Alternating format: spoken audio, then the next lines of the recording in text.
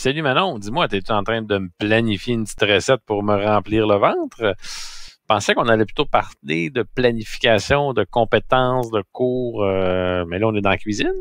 Mais oui, Simon, on va parler de macro-planification puis de micro-planification. Pour cela, je me suis dit, on devrait parler de cuisine. Toi qui es si gourmand, ça devrait pouvoir t'intéresser. Pour ça, t'as raison. Écoute, es-tu prêt ton gâteau, là? Plus tard, le gâteau. Viens, je t'invite au resto. On va aller manger une bouchée, puis on va parler en même temps des deux types de planification. Ben, il n'y en a pas de problème. En autant que ce soit un petit resto italien avec un bon tiramisu au menu, moi, je suis partant. Merci, merci. Alors, dans le fond, Simon, la façon la plus simple d'expliquer la différence entre les deux types de planification, ça serait de comparer, par exemple, la macro-planification au menu d'un restaurant ou d'une cafétéria et la micro-planification aux recettes de chacun des repas proposés. Je suis pas sûr de te suivre, Manon, là. Menu, recette. Là, on parle bien de planification pour des cours, là, pour des compétences.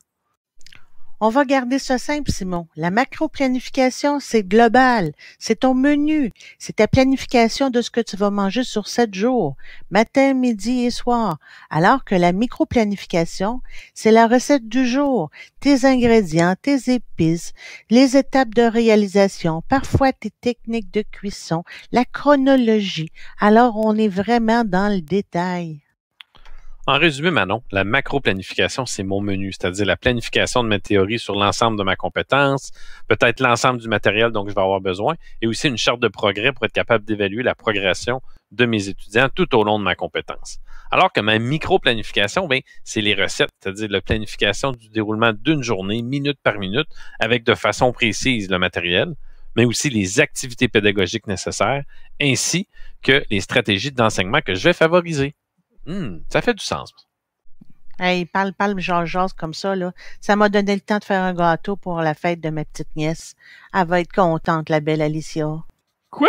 Je pensais que c'était pour moi ce gâteau-là. Mais non, tu peux pas me faire ça. Ben, voyons donc. Tu sais bien que je t'ai pas laissé tomber. Je t'ai fait un tiramisu. Il est refroidi dans le frigo, là. On va le manger à la pause tantôt.